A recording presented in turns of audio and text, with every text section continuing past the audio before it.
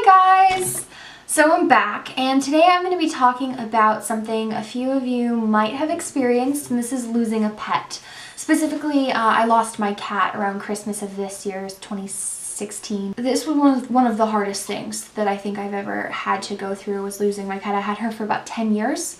I had her through middle school and high school, and she was one of the closest, I think, relationships, if you will, that I've had. So it was really difficult to lose my cat. Some of the things that I had to deal with after was wondering whether or not I would ever get a pet again. I actually had to make the decision to put her down. It was a surprise. She was fine. And then I came home one day and she was just kind of on the floor and she wouldn't really move. She wasn't really responsive. She wouldn't eat, she wouldn't drink anything, and I was freaked out, but I thought maybe, you know, she's just tired or she's been playing all day, I don't know. So I cuddled her up in bed with me and I went to sleep, and when I got up in the morning, nothing had changed. She wouldn't really lift her head and she wouldn't really make any noise. She still wouldn't eat. Her nose was really dry. I would try to get her like in front of her bowl, like I'd put her down in front of her food and she wouldn't really touch it. She would like a little bit of water and then that would be it. So I called the vet. I got her in there at 7 o'clock and they immediately put her in for blood work. So I called out of work and I was just kind of sitting around, you know, waiting for them to call me. It took them about 2 or 3 hours, and as soon as I picked up the phone, I knew that it wasn't good news, because the vet was talking really, really low and really slowly, you know, kind of like you do with like a wounded animal or something, just, hey. And the first thing he said was, we have to talk about your baby. And I was just like, okay, what's up? You know, how much of it am I going to have to pay? You know, what kind of medicine is she going to need? Cost for me really wasn't a factor. I would have done anything, but she was 11 years old. And he said there are a couple of different things. And I went, a couple of different things? How can there be a couple of different things? She was fine last week. But it turned out that there was a tumor in her stomach, like pushing out her intestines, kind of on her spleen is what he thought, that was the size of like a tennis ball. And she was a little cat, so that's a big mass to have in your stomach. So she had that, and then she had a separate blood infection. So he saw this because her blood cells were immature, which means they were pulling out of the marrow before they were ready, because it was using up all of her blood cells, her red blood cells. And then she had an electrolyte imbalance, which is why she couldn't really walk and move, because her muscles weren't working properly. And he said, and I don't think any of these are connected. So she had 3 separate issues that were completely unconnected and would require surgery, shots, fluids, every day for the foreseeable future. I didn't feel right putting an 11-year-old cat through surgery, especially with how weak she was. I just didn't feel that I was being fair to her, putting her through all of that simply for my own, you know, well-being. You know, I was keeping her around for myself, you know, not really for her.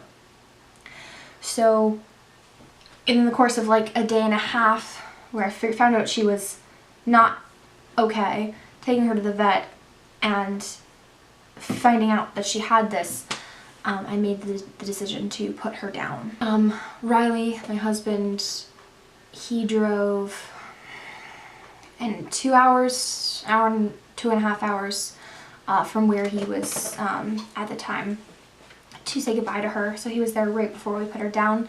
And then the vet asked if I wanted to either stay in the room or leave. And of course I'm not going to leave her alone while she dies. So I watched her, him put in the catheter, and not the catheter, the whatever, it was like a little thing where you put the medicine into, that way he didn't have to stick her a bunch of times.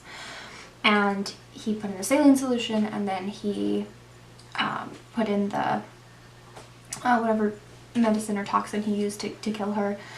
And he said, now I've only seen this once or twice, but sometimes they make sound after they're dead.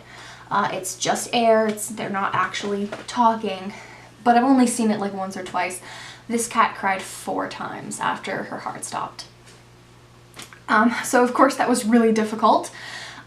because he had said, oh, this is really rare. It might happen, but probably not. And then it did several times. And I think I cried for a full day after that. I cried so hard I threw up. And then I went to work the next day. And it was actually really nice. One of my friends gave me like a Rice Krispie treat to be like, here, I hope you feel better. And my boss kind of pulled me in to talk to me because I'd taken the day off. I actually asked her if I could work from home to stay with my cat while, you know, I was waiting on the results.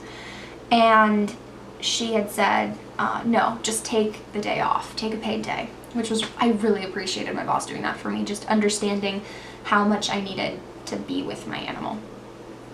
And I haven't had a cat for a couple of months now.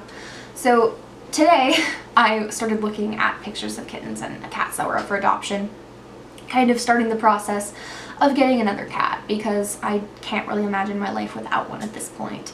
I just need to find the right one. The thing that was so special about Holly was how playful she was and independent and still really, really lovable. Like, she would cuddle up with you when you needed it, but when you didn't need it, she didn't want to be a part of anything. She would stay on her cat tree, or she'd come next to you when she wanted it. She'd let you pet her a couple times and then just walk away.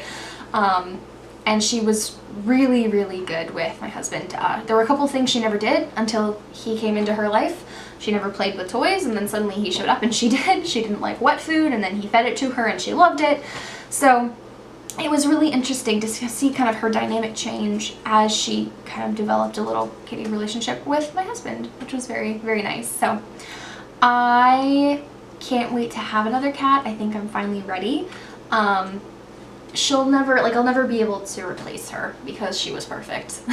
But I think that I will be able to find a different animal with a different personality that I can love just as much. So yeah, tell me about your guys' pets, if you've had to lose any, and what your experiences were. I'd love to hear about it.